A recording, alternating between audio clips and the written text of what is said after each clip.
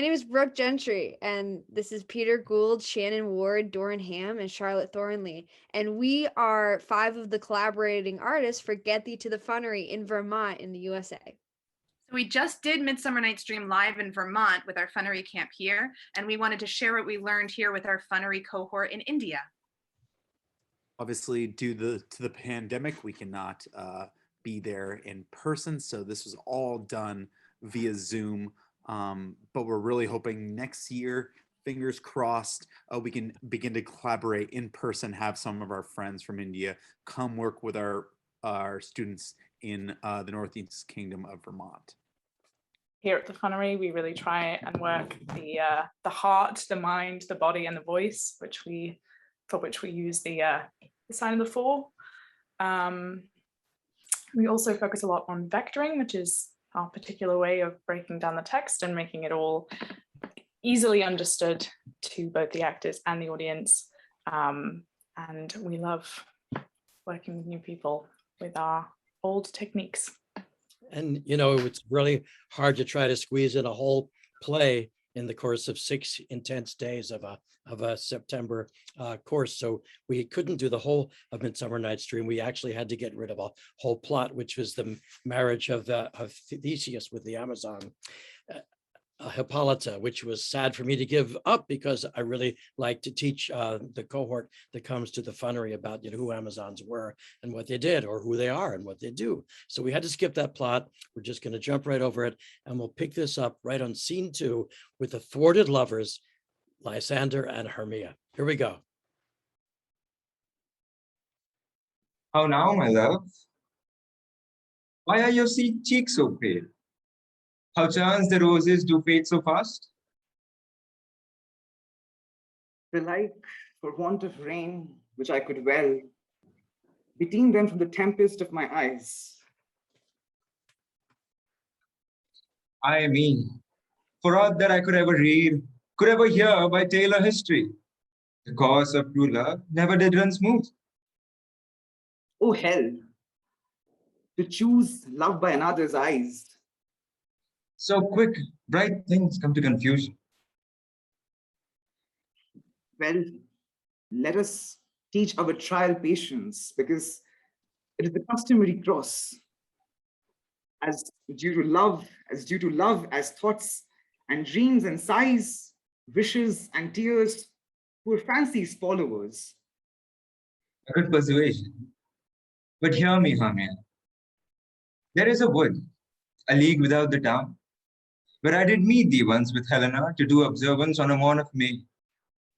And to that place the sharp Athenian law cannot pursue us. If thou lovest me then, steal forth thy father's house tomorrow night. There will I stay for thee. My good Lysander, I swear to thee by Cupid's strongest bow, by his best arrow with golden head, in the same place thou hast appointed me. Tomorrow truly will I meet with thee. He promised, love. Oh, look, here comes Helena. Good speed, fair Helena. Whither away? Call you me fair? That fair again and say, Demetrius loves your fair. Oh, happy fair. Your eyes are lodestars and your tongue sweet air, more tunable than lark to shepherd's ear. Sickness is catching. Over favor so, yours would I catch, fair Hermia, ere I go. My ear should catch your voice, my eye, your eye. My tongue should catch your tongue's sweet melody. Were the world mine, Demetrius being baited, the rest at gift to be to you translated. Oh, teach me how you look, and with what art you sway the motion of Demetrius's heart. I frown upon him, yet he loves me still. Oh, that your frowns would teach my smiles such skill. The more I hate, the more he follows me. The more I love, the more he hateth me. His folly, Helena, is no fault of mine. None but your beauty. Would that fault were mine. Take comfort. He no more shall see my face. Lysander and myself will fly this place. Helen, to you our minds we will unfold. Tomorrow night, when Phoebe doth behold her silver visage in the watery glass, decking with liquid pearl the bladed grass, a time that lovers' flights doth still conceal. Through Ethan's gates have we devised to steal, and in the wood where often you and I, upon faint primrose beds were wont to lie, emptying our bosoms of counsel sweet. There my Lysander and myself shall meet, and thence from Ethan's turn away our eyes to seek new friends in stranger companies. Farewell, sweet playfellow. Pray thou for us, and good luck grant thee thy Demetrius. Keep word, Lysander. We must starve out of sight from lovers' food till morrow, deep midnight. I will, my Hermia.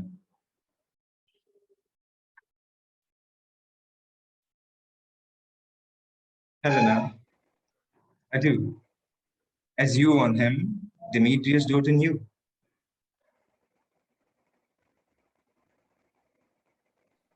How happy some or other some can be.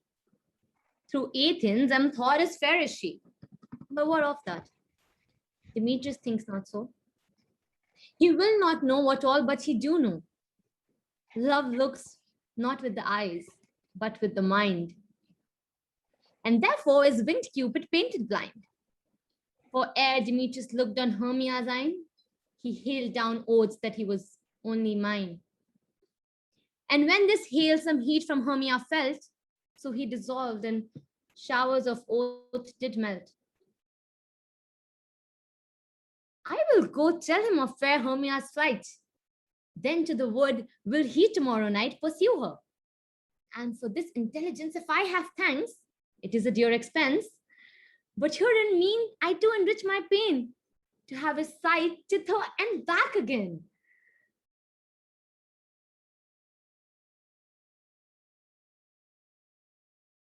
In this next scene, which we will skip, the lower caste workers meet. They meet to plan their play, which they hope to have performed for Theseus's nuptial.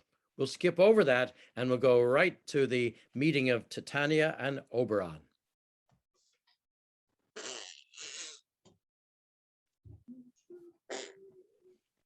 How now, spirit? Whither wander you? Over hill, over dale, through bush, through briar, over park, over pale, through floods, through fire. I do wander everywhere, swifter than the moon's sphere. And I serve the fairy queen to dew her orbs upon the green.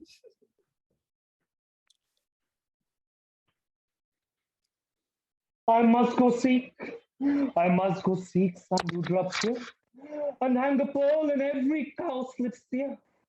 Farewell, thou lob of spirits, will be gone, our queen, and all else come here and on. The king doth keep his revels here tonight. Take heed the queen come not within his sight, for Oberon is passing, fell and wrath, because that she as her attendant hath a lovely boy stolen from an Indian king. She never had so sweet a changeling, and jealous Oberon would have the boy. But she withholds him and makes him all her joy. And now they never meet in grove or green, by fountain clear, or by spangled starlight sheen. But they do square, and that all their elves fear, creep into acorn cups and hide them there. Either I mistake your shape and make inquired, or else you are that shrewd and narrow sprite, called Robin Goodfellow. Are not you he that frights the maidens of the villagery, skim milk, and sometimes labor in the corn, and bootless make the breathless housewives churn, mislead night wanderers laughing at their harm, that those that hobgoblin call you, and sweet buck? Thou speakest aright. I am that merry wanderer of the night. I jest to Oberon and make him smile. When I a fat and bean-fed horse beguile, neighing in the likeness of a filly foal, and sometimes I lurk in a gossip's bowl, in the very likeness of a roasted crab. And when she drinks, against her lips, I bob. And on her with a dewlap pour the ale. Ooh. The master, the farmer for a stew mistaketh me. Then slip I from his bum. Down doubles he. Oh, but room fairies, here comes my Oberon. And here, my mistress. Would that he were gone.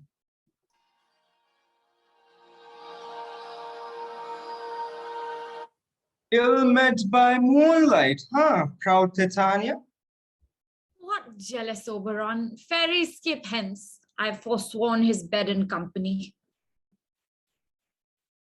Harry rash wanton, am I not thy lord? Then I must be thy lady. Why art thou here, come from the farthest steep of India, but that forsooth the bouncing Amazon, your buskined mistress and your warrior love, to Theseus must be wedded, and you come to give their bed joy and prosperity? How canst thou thus, for shame, Titania, glance at my credit with Hippolyta, knowing I know thy love to Theseus?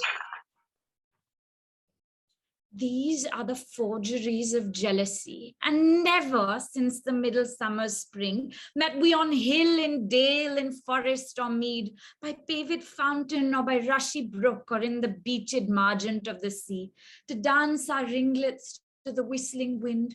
But with thy brawls thou hast disturbed our sport. Therefore the winds, piping to us in vain, as in revenge, up from the sea contagious fogs, which falling in the land hath every pelting river made so proud that they have overborne their continents. The ox had therefore stretched his yoke in vain, the ploughman lost his sweat, and the green corn hath rotted ere his youth attained a beard. The fold stands empty in the drowned field. The 9 men's morris is filled up with mud, and the quaint mazes in the wanton green for lack of tread are indistinguishable. The human mortals want their winter here. No night is now with hymn or carol blessed. Therefore the moon, the governess of floods, pale in her anger washes all the air, that rheumatic diseases do abound. And through this distemperature we see the seasons alter. Hoary-headed frosts fall in the fresh lap of the crimson rose. The spring, the summer, the childing autumn, angry winter change their wonted liveries, and the mazed world, by their increase, now knows not which is which. And this same progeny of evils comes from our debate, from our dissension. We are their parents and original. Do you amend it then? It lies in you. Why should Titania cross her Oberon? I do but beg a little changeling boy to be my henchman. Set your heart at rest. The fairy land buys not the child of me. His mother was a votress of my order, and in the spiced Indian air by night full often hath she gossiped by my side. and she sat with me on Neptune's yellow sands, marking the embarked traders on the flood, when we had laughed to see the sails conceive and grow big-bellied with the wanton wind, which she, with pretty and with swimming gait, following her womb, and then rich with my young squire, would imitate, and sail upon the land to fetch me trifles, and return again, as from a voyage, rich with merchandise. But she, being mortal of that boy, did die. And for her sake do I rear up her boy. And for her sake I will not part with him. How long within this wood intend you stay? Perchance till after Theseus's wedding day. If you will patiently dance in our round and see our moonlight revels, go with us. If not, shun me and I will spare your haunts. Well, give me that boy and I will go with thee. Not for thy fairy kingdom. Fairies away. We shall chide downright if I longer stay. Well, go thy way. Thou shalt not from this grow till I torment thee from this injury. My gentle Park, come hither.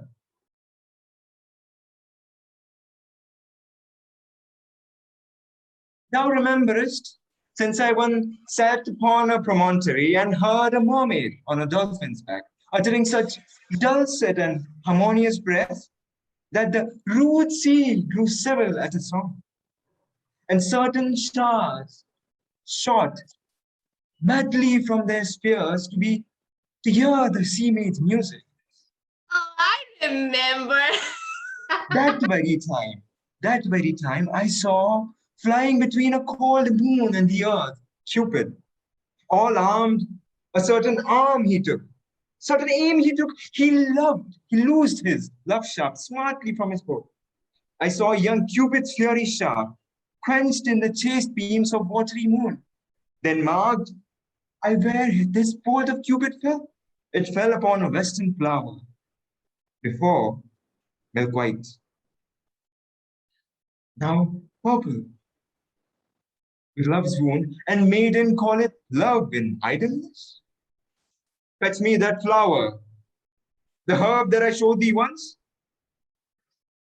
Will make the juice of it on a sleeping eyelid's lid, will make a woman madly dote upon the next live creature that it sees.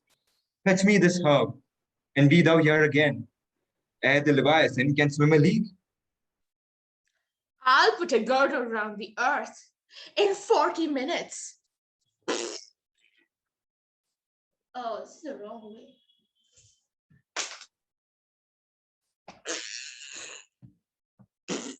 And this juice once, I'll watch Titania when she's asleep and drop the liquor of it in her eyes.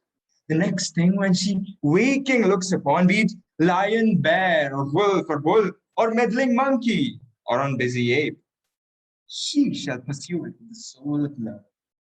And ere I take this charm from off her sight, as I can take it with another herb, I'll make her render her page to me. But who comes here? Oh, I am invisible, and I will overhear their conference. I love thee not, therefore pursue me not. Where is Lysander and fair Hermia? Thou toldst me they were stolen unto this wood, and here I am. Hence, get thee gone, and follow me no more. You draw me, you hard-hearted adamant. Leave you your power to draw, and I shall have no power to follow you. Do I entice you? Do I speak you fair? Or rather do I, not in plainest truth, tell you I do not, nor I cannot love you? And even for that, I do love you the more. I am your spaniel, and Demetrius, the more you beat me, I will fawn on you. Use me but as your spaniel. Spurn me, strike me, neglect me, lose me, only give me leave, unworthy as I am, to follow you.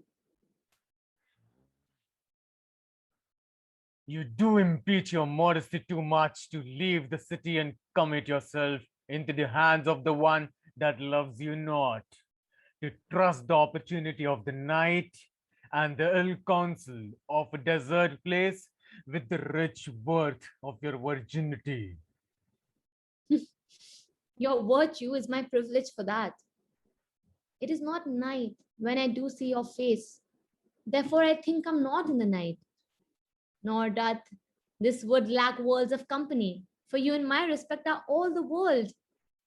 Then how can it be said, I'm alone, when all the world is here to look on me? I will not stay their questions. Let me go. Or if though you follow me, do not believe, but I shall do the mischief in the wood. I, in the temple, in the town, the field. Yeah, you do me mischief. 5, Demetrius. Your wrongs do set a scandal on my sex. We cannot fight for love as men may do. We should be wooed and were not made to woo.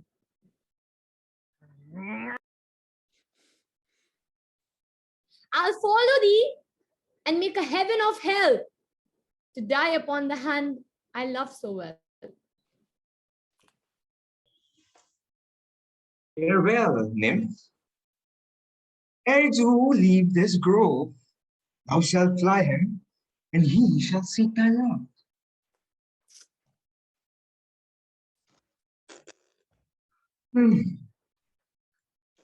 Welcome, wanderer. Hast thou the flower there? Aye, there it is. I pray thee, give it me. Give it. I know a bank where the thyme blows, where ox lips and the nodding violet grows.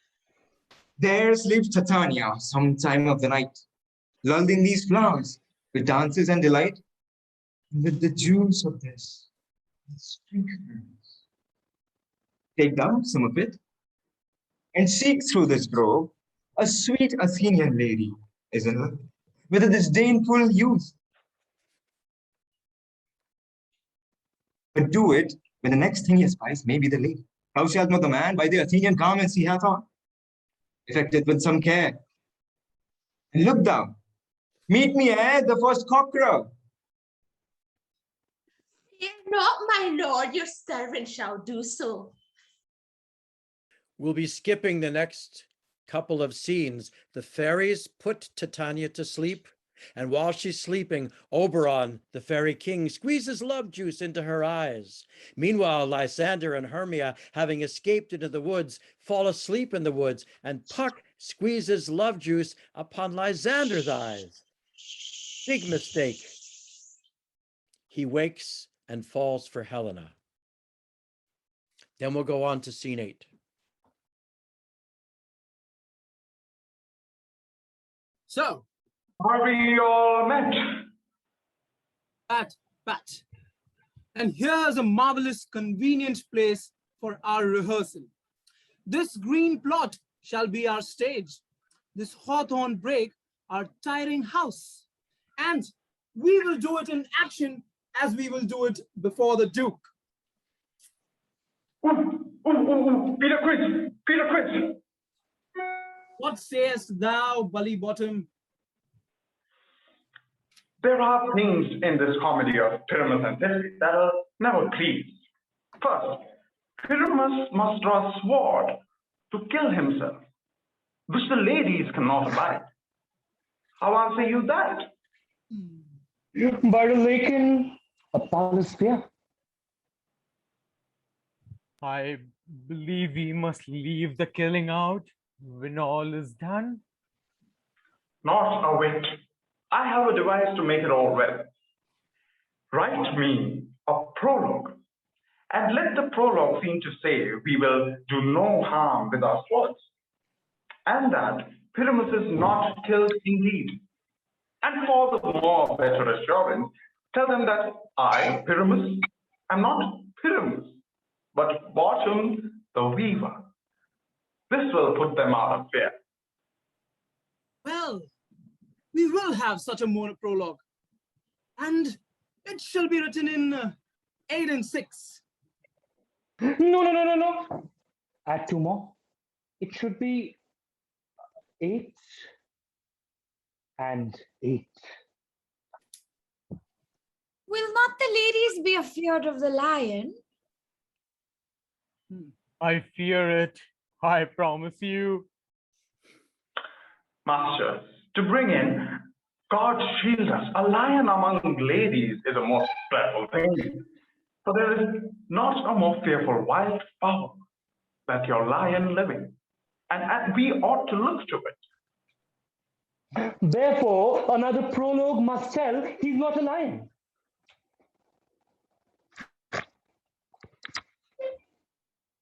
Nay, he must name his name. He must.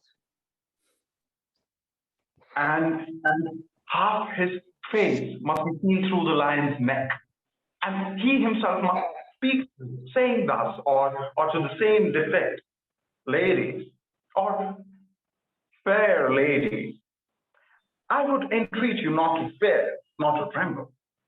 If you think I come hither as a lion, it was pity of my life. No, I am no such thing.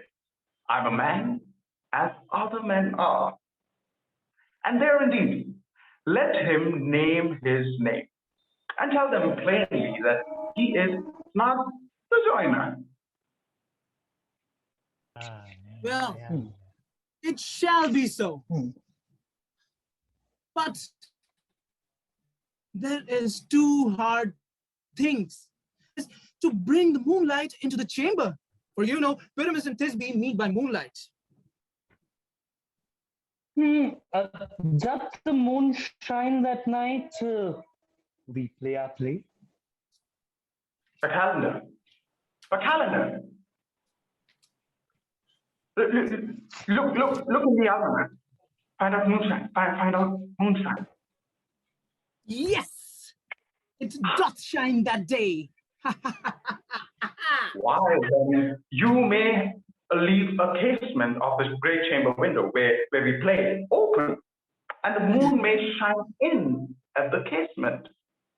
Aye. Or else one must come in with a bush of thorns and a lantern. And see, he comes to disfigure or to present the person of moonshine. Then there is another thing. We must have a wall in the great chamber. For Pyramus and Thisbe, as the story did talk through a chink in the wall. You can never bring in a wall. What say you, Bottom? Some man or other must present wall, and let him have some plaster about him to signify wall, and let him hold his fingers thus. And through the cranny shall Pyramus and Thisbe whisper. If that may be, then all is well. Come, sit down, every mother's son, and rehearse your parts. Pyramus, you begin. When you have spoken your speech, enter into the break, and so everyone according to cue. What hempen homespuns have we swaggering here so near the cradle of the fairy queen? What, a play to ward? I'll be an auditor, an actor too perhaps, if I do see the cause. Speak, Pyramus. Thisbe, stand forth. Thisbe, the flowers of odious savors sweet. Odious, odorous. Odorous savors sweet. So hath thy breath, my dearest Thisbe dear. But hark, a voice. Stay thou but here a while, and by I will to thee appear. Stranger Pyramus than ever played here before.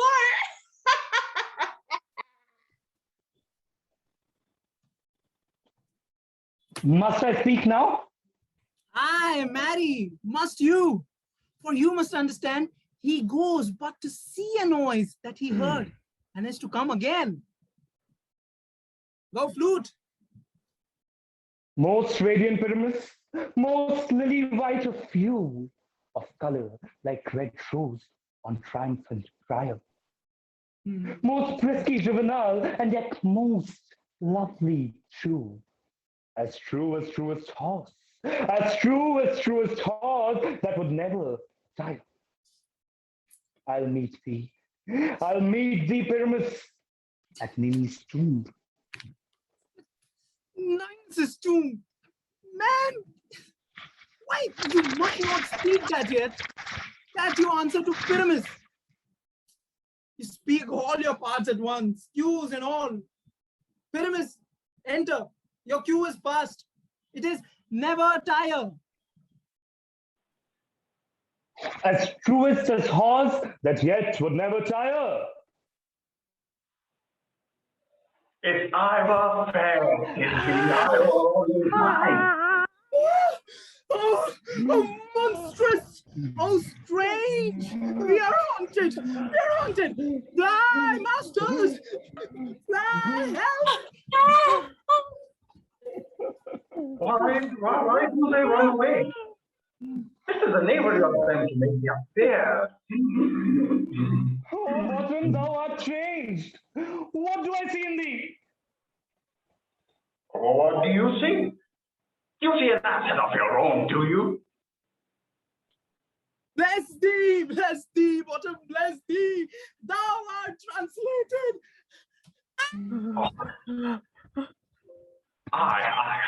I see their knavery. This is to make an ass of me, to fright me, if they could.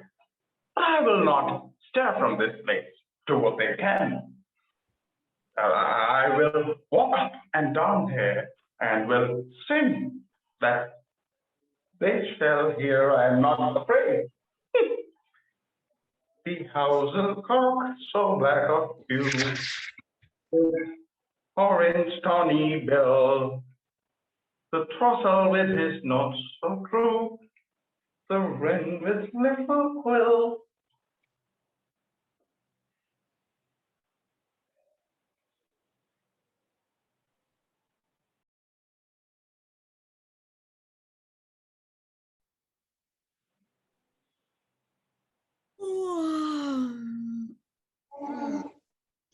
What angel wakes me from my flowery bed? The finch, the sparrow, and the lark, the plain song cuckoo gray, whose note full many a man doth mark, and dares not answer nay. Cuckoo, cuckoo. I pray thee, gentle mortal, sing again. Mine ear is enamored of thine. Mine ear is enamored of thy note. So is mine eye enthralled to thy shape, and thy fair virtues force perforce doth move me on the first view to say, to swear I love thee. Methinks, mistress, you should have little reason for that. And yet, to say the truth, reason and love keep little company together nowadays. Thou art as wise as thou art beautiful. Not so neither. But if I had wit enough to get out of this wood, I have enough to serve mine own pal.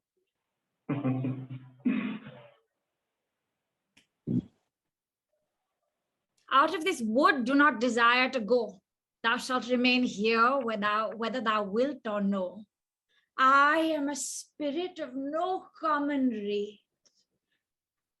The summer still doth tend upon my stage, and I do love thee. Therefore, go with me. I'll give thee fairies to attend on thee, and I will purge thy mortal grossness, so that thou shalt like an airy spirit go. Peas blossom, cobweb, moth, and mustard seed.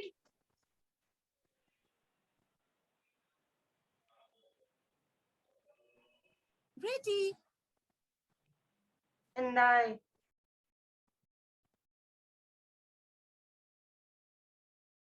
And I.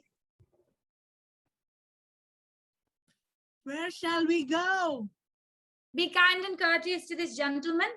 Hop in his walks and gambol in his eyes. Feed him with apricots and dewberries, with purple grapes, green figs, and mulberries.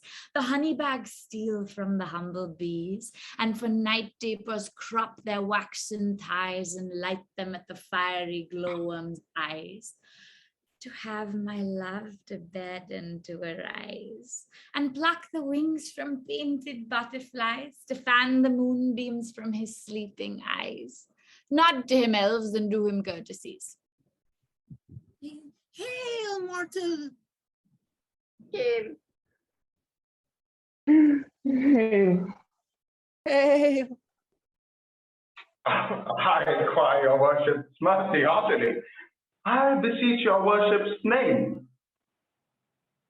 Cobweb. I shall desire you of more acquaintance, good Mistress Cobweb. If I cut my finger, I shall be bold with you.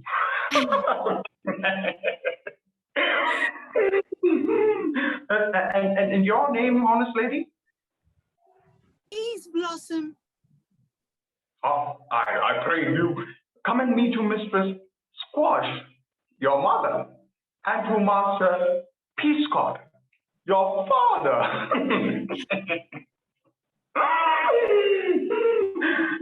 Good Miss Peace Blossom. I shall desire of you more acquaintance too. And your name, I beseech you, ma'am? Moth, sir. Good evening, Moth. Shall we fly to some light together?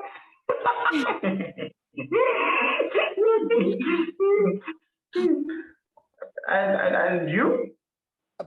Mustard seed. Good master, mustard seed. I know you well. I promise you, your kindred have made my eyes water here now. I desire more acquaintance. Good master, master seed. Come, wait upon him, lead him to my bower. The moon, methinks, looks with a watery eye, and when she weeps, weeps every little flower, lamenting some enforced chastity.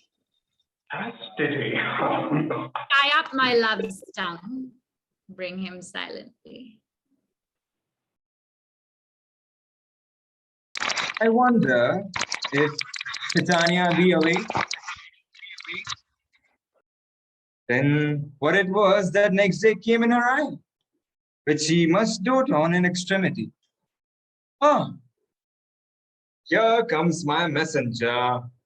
How now, mad spirit? What night rule now about this haunted grove?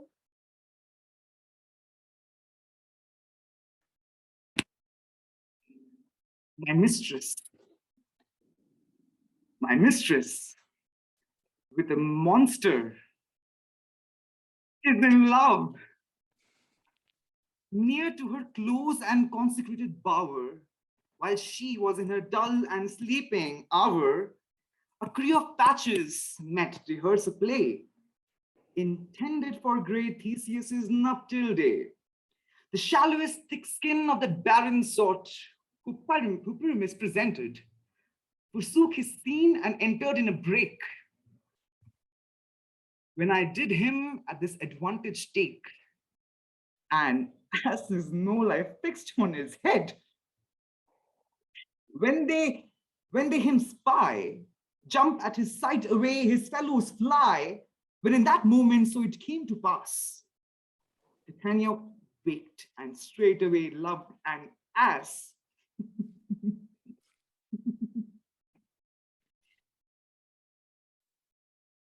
This falls out better than I could advise.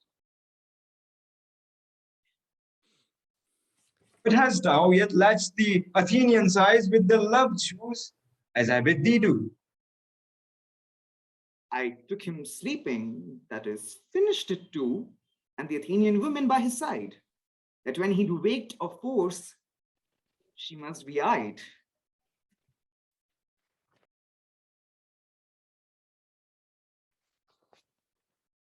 Why should you think that I should woo in scorn? Scorn and derision never come in tears.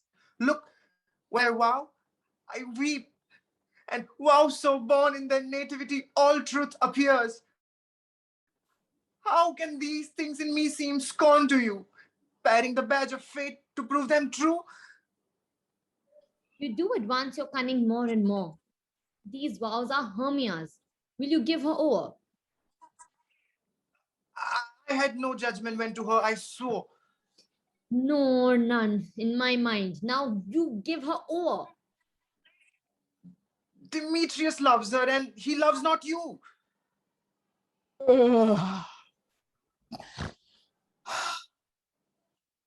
Oh, Helen, goddess nymph, perfect divine. To what my love shall I compare thine eyne? Crystal is body, oh, how ripe and show. Thy lips, those kissing cherries, tempting grow.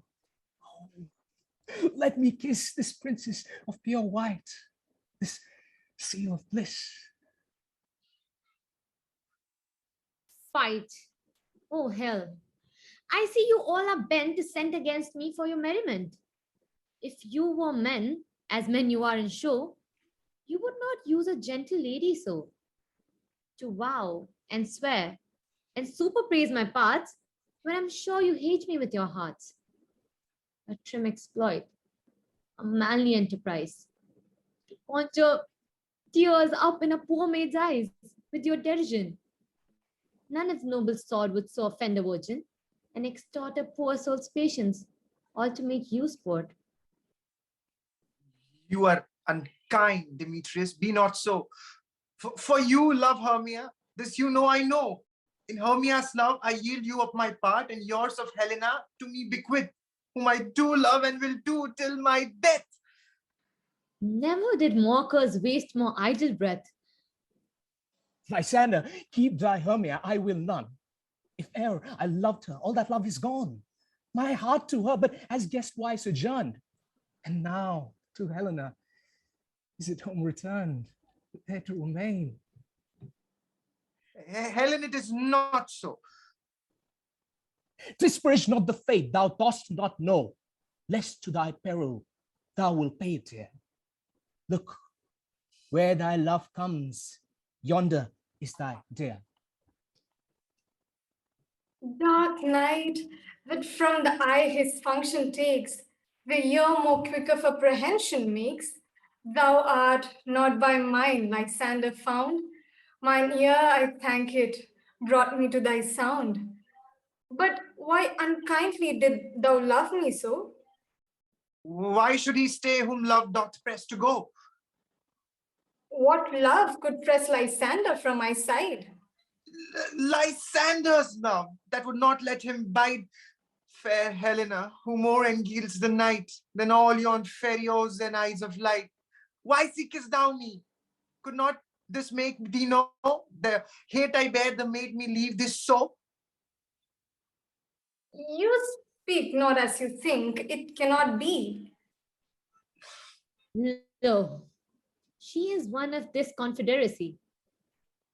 Now I perceive they have conjured all three to fashion this false spot in spite of me. Injurious Hermia, most ungrateful maid, have you conspired? Have you with these contrived to bait me with this foul delusion?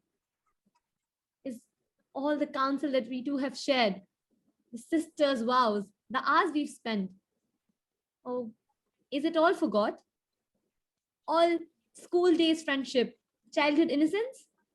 We Hermia, like two artificial gods, how with our needles created both one flower, both warbling of one song, both in one key, as if our hands, our sides, voices, and minds had been incorporate. So we grew together, like two double cherry semen parted, but yet an union in partition, two lovely berries bolted on one stem. And will you rend our ancient love asunder to join with men in scorning your poor friend? I am amazed at your passionate words. I scorn you not. It seems that you scorn me. Have you not set Lysander, as in scorn, to follow me and praise my eyes and face, and made your other love Demetrius, who even but now did spurn me with his foot, to call me goddess, nymph, divine, and rare, precious, celestial? Wherefore speaks he this to her he hates, and wherefore doth Lysander deny your love, so rich within his soul, and tender me, forsooth, affection? But by your setting on, by your consent? I understand not what you mean by this. Aye, do persevere, counterfeit sad looks. Make mouths upon me when I turn my back. Wink at each other, hold the sweet jest up.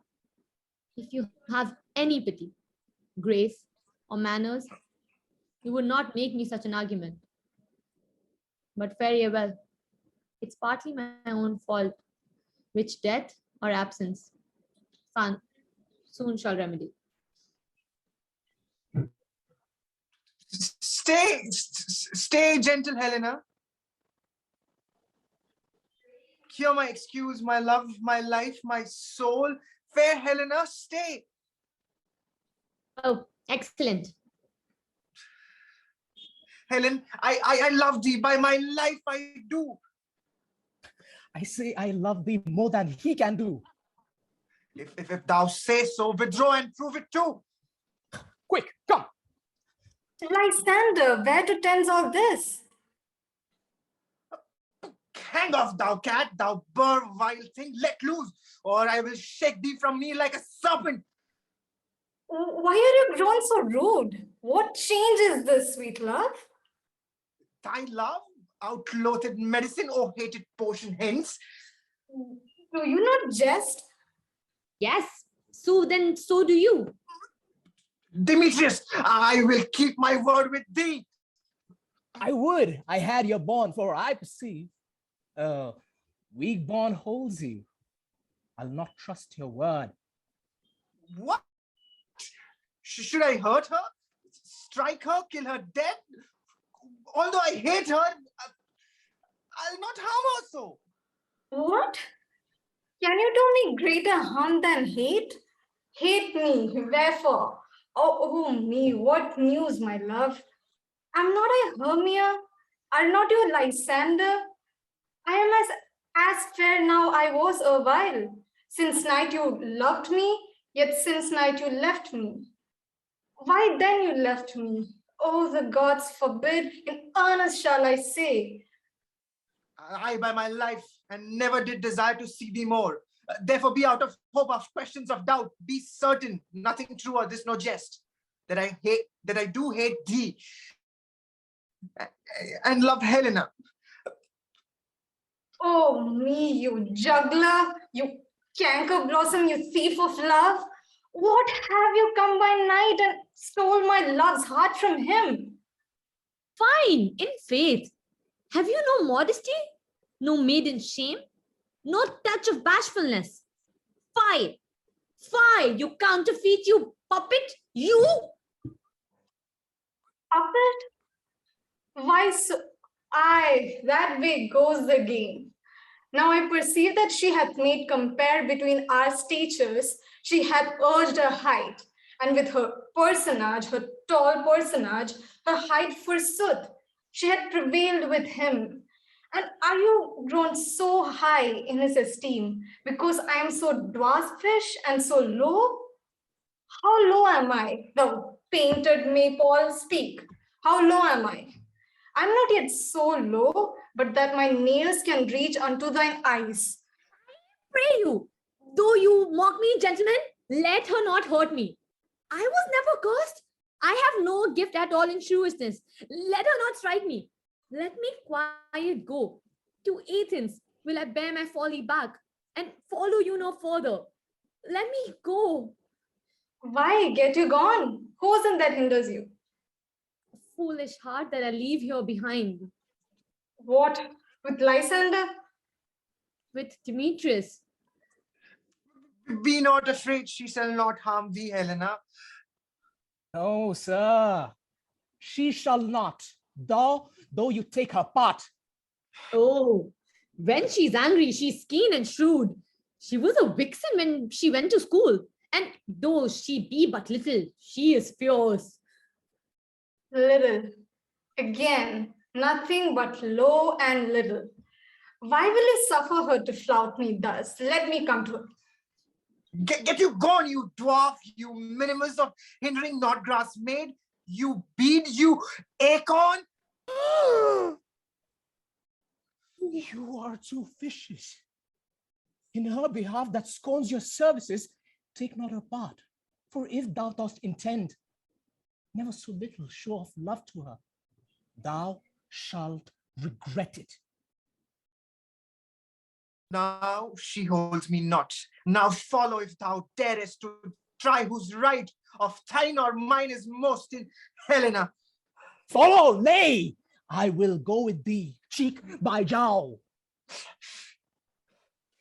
You, mistress, all this coil is long of you. Nay, go not back. I will not trust you, I. No longer stay in your cursed company.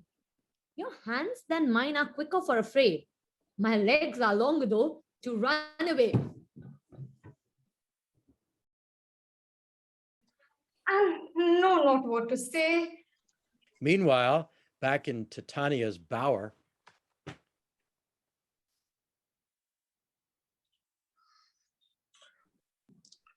Come, sit thee down upon this flowery bed while I thy amiable cheeks do coy, and stick musk roses in thy sleek smooth head, and kiss thy fair large ears, my gentle joy. Where's Peace Blossom? Ready.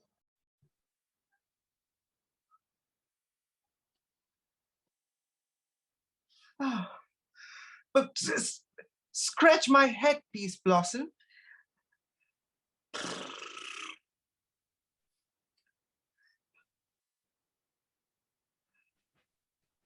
Yeah. Where's Mademoiselle Cobweb? Ready, sir. Mademoiselle Cobweb? Yeah. Good, Mademoiselle. But please, you go kill me a red-hipped humblebee on the top of a thistle. And good monsieur, bring me the honey bag. Do not fret yourself too much in the action. But do have a care the honey bag break not. Where's Monsieur Mustard Seed? Mustard Seed. Ready.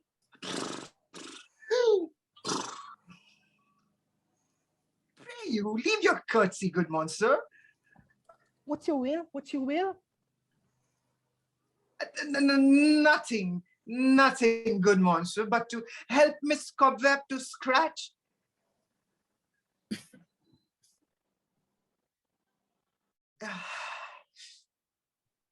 Yeah. This love what thou desirest to eat.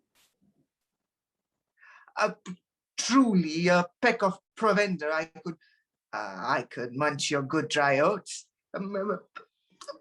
Methinks I have a great desire to a bottle of hay. Good hay, sweet hay, hath no fellow. I have a venturous fairy that shall seek the squirrel's hoard and fetch thee new nuts. I'd rather have a handful of dried peas. But I pray you, let none of your people share me. I have an exposition of sleep come upon to me.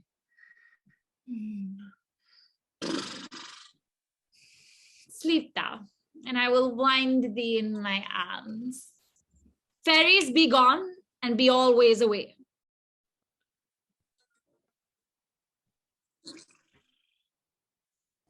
So doth the woodbine by the sweet honeysuckle gently entwist. The female ivy so enrings the barky fingers of the elm. Oh, how I loved thee, how I dote on thee.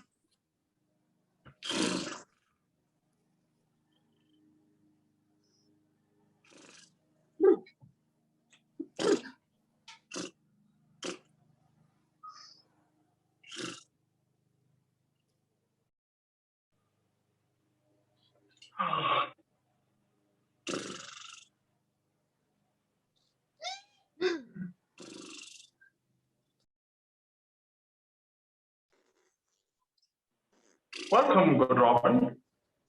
Seest thou this sweet sight? Her dotage now I do begin to pity.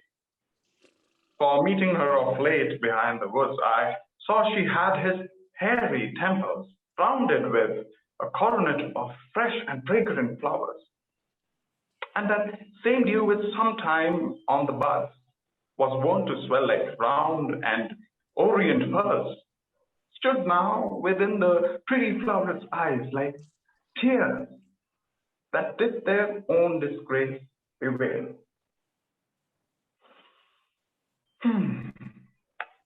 When I had at my pleasure taunted her, and she in mild terms begged my patience, I then did ask of her changeling child, with strength she gave me, and her fairy sent to bear him to my bower in fairyland. And now I have the boy. I will undo this hateful imperfection of her eye. A gentle puck, take this transformed scalp from off the head of this Athenian swing, that he awaking when the other do, may all to Athene's back again repair. And think no more of tonight's accidents, but as the fierce vexation of a dream. But first, I will release the queen.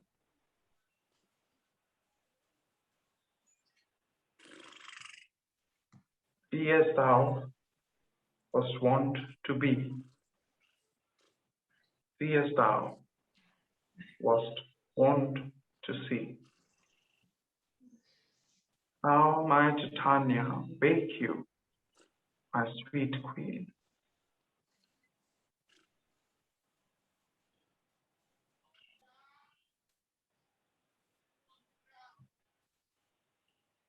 My Oberon, what visions have I seen?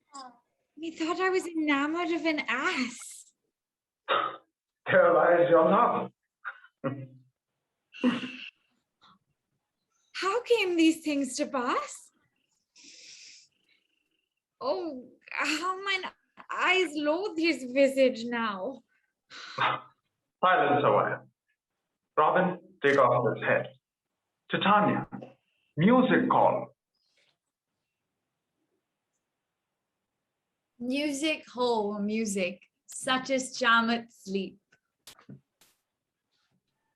Now when thou wakest, with thine own foe's eyes peep. Sound, music. Almighty, make hands with me.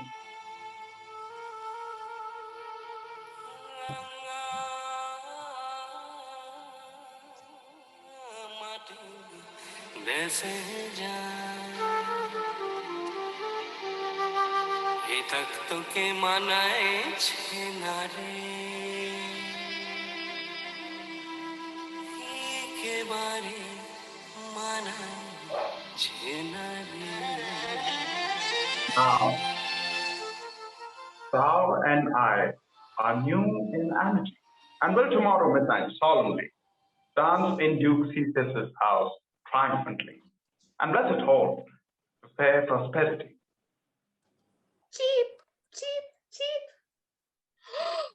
Fairy king, attend and mark. I do hear the morning lark. Then my queen in silence sat, tripped we after night's shade. We the globe can compass soon, swifter than the wandering moon. Come, my lord, and in our flight, tell me how it came this night that I sleeping here was found with these mortals on the ground. These mortals on the ground are the four lovers, Lysander, Hermia, Demetrius, and Helena, who had been charmed asleep, and about to be wakened up by Theseus and Hippolyta and their hounds. Bottom stays asleep through everything until just now.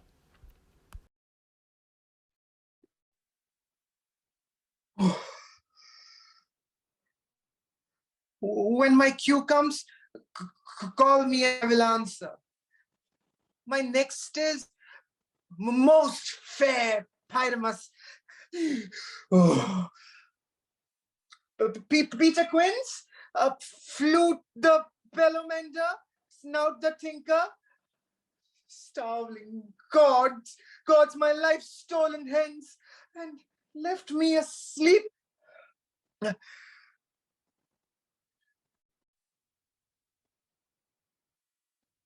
I've had a most rare vision. I've had a dream.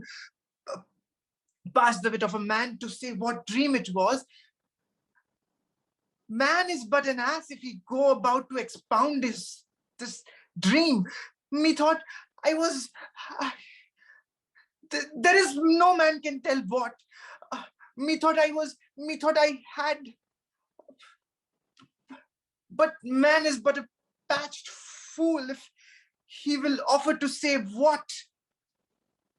Methought I had. The eye of a man hath not heard, the ear of a man hath not seen. Man's hand is not able to taste this, his tongue to conceive, nor his heart to report what my dream was. I will get Peter Quince to write a ballad of this dream. It shall be called Bottom's Dream. And I will sing in it at the later end of a play before the Duke. Hello, hi.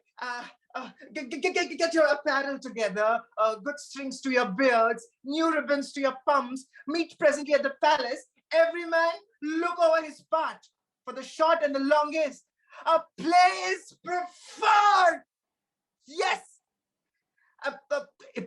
In any case, let Thisbe have clean linen, and let not him that plays the lion pare his nails, for they shall hang out for the lion's claws.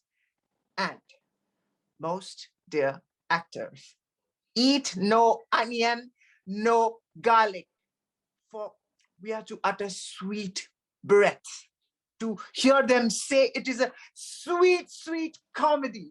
No more words. Away, go away.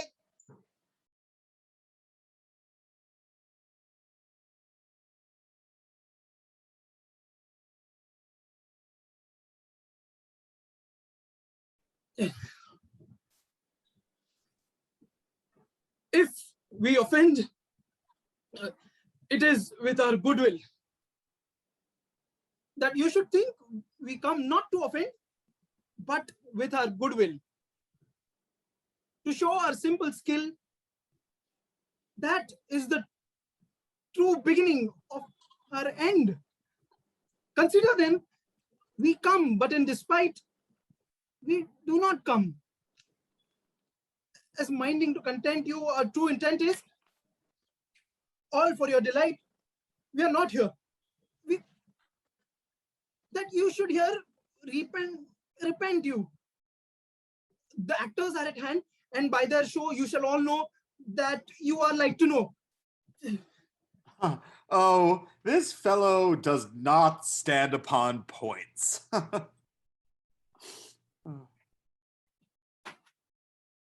Gentles, perchance you wonder at the show. What wonder on, till truth make all things plain. This man here is Pyramus, if you would know. This beauteous lady, Thisbe is certain. This man with line and rough cast doth present. Wow! that wild wall which did these lovers sunder, and through walls chink, chink. Poor souls, they're content to whisper. At the which, let no man wonder, this man with lanthorn, dog, and bush of thorn present at moonshine. Or if you will know, by moonshine did these lovers think no scorn to meet at Nines's tomb, there to woo. This grisly beast, which lion hides by name. Lion, the trusty Thisbe, coming first by night, did scare away, or rather did affright. And as she fled, her mantle did she fall, which lion wild with bloody mouth did stain. Anon comes Pyramus, sweet youth and tall, and finds his trusty Thisbe's mantle slain, whereat with bloody flameful blade, he bravely broached his boiling bloody breast. And Thisbe, tarrying in mulberry shade, his dagger drew and died. For all the rest, let lion, moonshine, wall, and the lovers twain at large discourse, while here they do remain. I wonder if the lion be to speak. No wonder, my lady. One lion may, when an ass has spoken. In the same interlude, it doth befall that I once announced by name, present of all, and such of all as I would never have you think. It had a crannied hole or a chink, through which lovers did whisper, often very secretly, this loam, this rough cast, and this stone doth show that I am the same wall. The truth is so, and the cranny is right and sinister, through which the fearful lovers are too often whisper. Oh, would you desire lime and hair to speak better? Tis the wittiest partition that ever I heard discourse, my lord. Oh, Pyramus draws near the wall. Silence. Oh, grim look night, oh night, with hue so black, oh night, whichever art thou, whichever art, when day is not, oh night, alack, alack, alack, I fear my Thisbe's promise is forgot, and thou, O wall, O sweet, O lovely wall, that stands between her father's ground and mine. O thou wall, O sweet and lovely wall, show me thy chink to blink through the eyne with mine. Show me the chink to blink through with mine eyne. Wall. Thanks, courteous wall. Doth shield thee well for this. What see I? No Thisbe do I see, O wicked wall, through whom I see no bliss. Cursed by thy stones for thus deceiving me. Oh, the wall. Methinks being sensible should curse again. No, in truth, sir, he should not. Deceiving me is Thisbe's cue. She's to enter now, and I'm to spy her through the wall.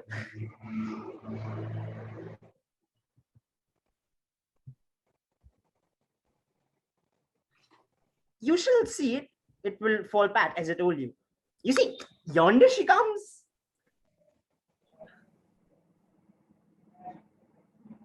wall, O wall, full often hast thou heard my moans, for parting my fair Pyramus and me, my cherry lips have often kissed thy stones. Thy stones. I see your voice. Now will I to the chink to spy and hear my Thisbe's face.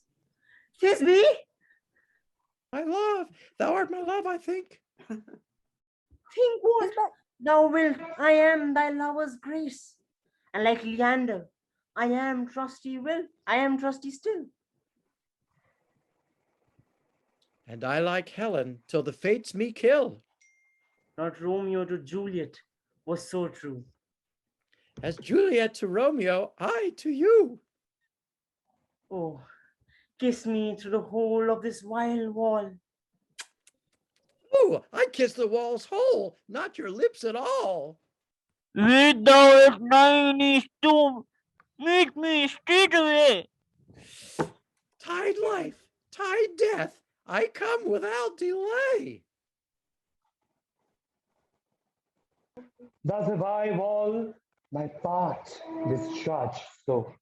And being done, wall away, doth go. This is the silliest stuff that ever I heard.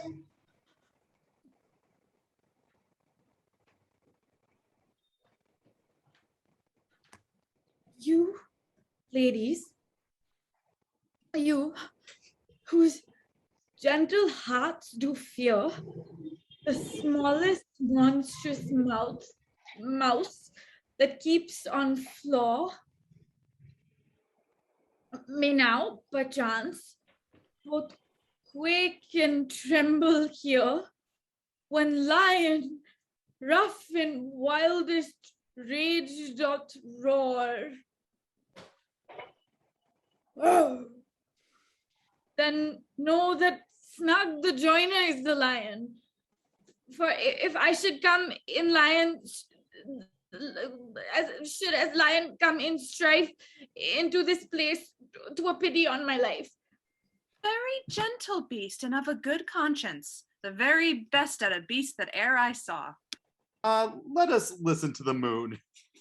This lantern dot, moon present, myself the man in the moon do I seem to be. Oh, this is the greatest error of all the rest. The man should be put into the lantern. How else is it the man in the moon? I am aweary of this moon. Would he would change. Proceed, moon. All that I have to say, you that the lantern is the moon, the man in the moon. This thorn bush, my thorn bush, and this dog, my dog. Why, all these should be in the lantern, for all these are in the moon. But silence, here comes Thisbe. This is old Ninny's tomb. Where is my love? Well roared, lion. Oh, well run, Thisbe. Well shone, moon. Truly, the moon shines with a good grace. And then Pyramus. Moon, I thank thee for thy sunny beams. I thank thee, moon, for shining now so bright. For by thy grace, golden glittering beams, I trust to take of truest Thisbe's sight. But still spite. But mark, poor night. Oh, dreadful dole is here. Eyes, do you see? How can it be? Oh, dainty duck, oh dear. Thy mantle good, what stained with blood?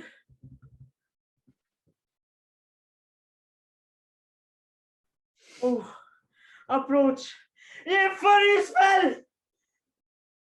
Oh, fates, come, come, cut thread and thrum. Quill, crush, conclude and quell.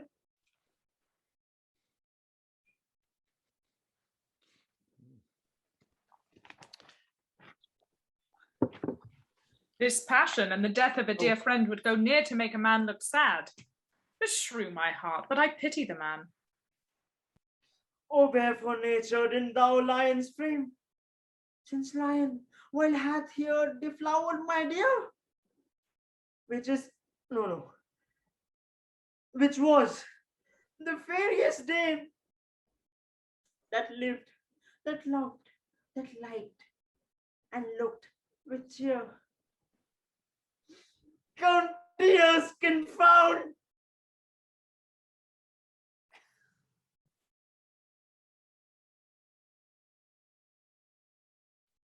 Tears confound. Outsword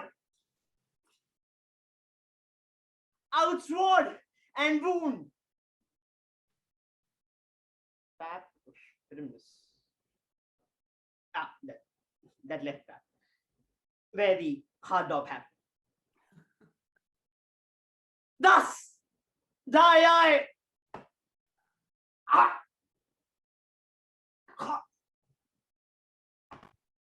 Thus.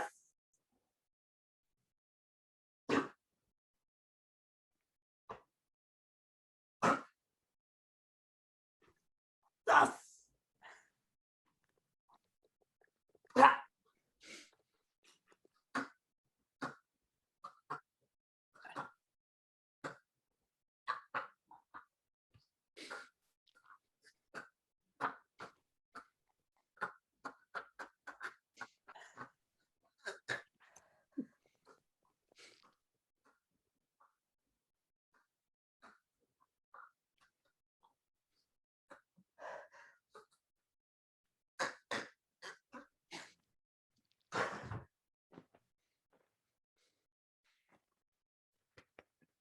Now am I dead?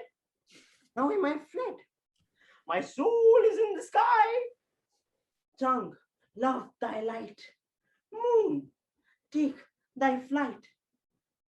Now die, die, die, die, die, die, die, die, die, die, die, die, die, die, die, die, die, die, die, Die! Die! Die! Die! Die! Die!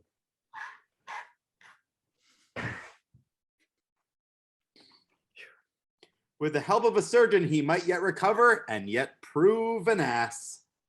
How chance Moonshine is gone before Thisbe comes back and finds her lover?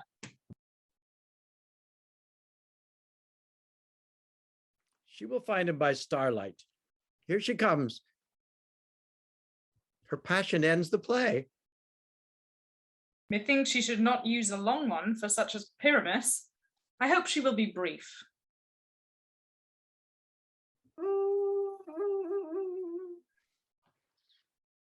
Sleep, my love. What dead, my love? Oh, Pyramus, arise. Speak, speak, quite dumb. Dead, dead, oh doomed. Must cover thy sweet eyes. These lily lips, cherry nose, these cowslip cheeks are gone, are gone. Lovers make moan. His eyes were green as leeks.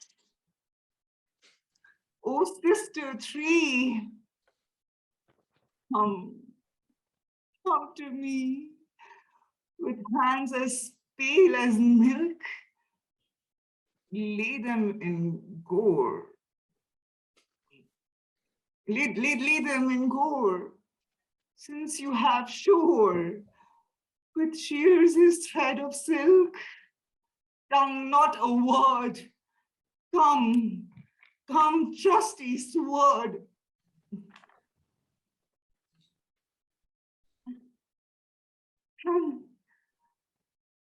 blade my breast embryo.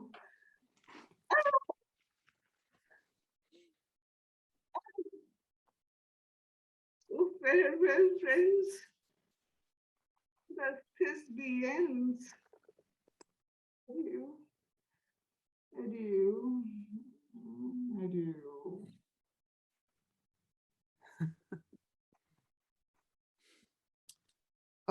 Moonshine and Lion are left to bury the dead. Aye, and a wall too. No, I assure you, the wall is down that parted their fathers. Will it please you to see an epilogue? No epilogue, I pray you. No. The play needs no excuse. Yeah, never excuse. For when the players are all dead, there needs none to be blamed. It was a fine tragedy, truly, and very notably discharged. But let your epilogue alone, and come, music!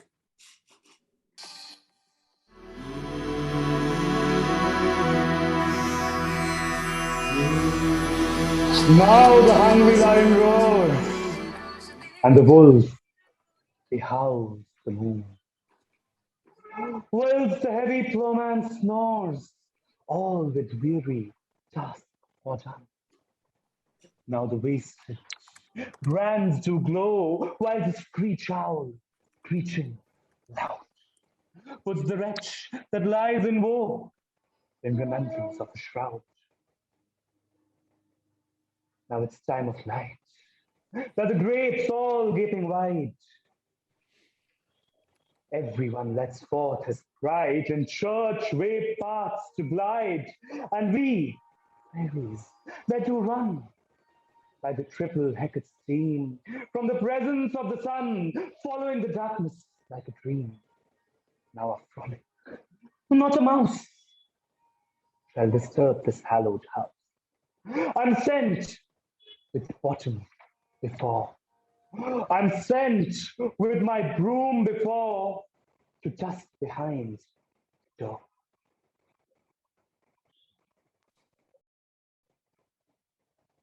Through the house give glimmering light, by the dead and drowsy fire, every elf and fairy sprite hop as light as bird from briar. And this ditty after me, sing and dance it trippingly. First, rehearse your song by rote, to each word wobbling note. Hand in hand with fairy grace, we will sing and bless this place. Now until the break of day, through this house each fairy stray. To the best bright bed will we, which by us shall blessed be. And the issue there create ever shall be fruitful. So shall all the couples three, ever true in loving be. With this field you consecrate, every fairy takes his gate, and each several chamber bless through this palace with sweet peace. Trip away, make no stay. Meet me all by break of day. If we shadows have offended, think but this, that we all have mended, that you have but slumbered here, while these visions did appear. And this weak and idle theme, no more wielding than a dream. Gentles, do not reprehend. If you pardon, we will mend.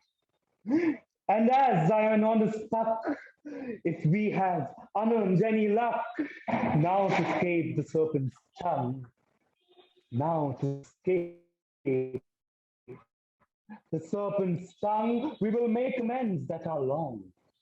Else, the puck, allow your call. So good night. Good night unto you all.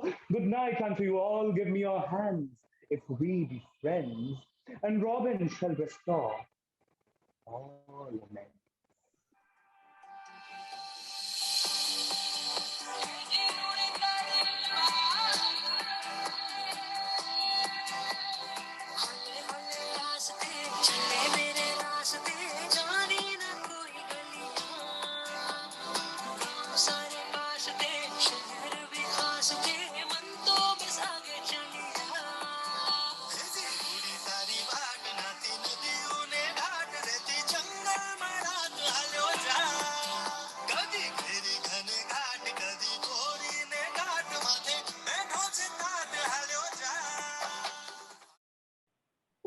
hemp and homespuns, how we swaggering here. What love could press Lysander from my side? Pat. And here's a marvelous, convenient place for our rehearsal. Love looks not with the eyes, but with the mind. And therefore is winged Cupid painted blind. But she, being mortal of that boy, did die. And for her sake do I rear up her boy. And for her sake I will not part with him.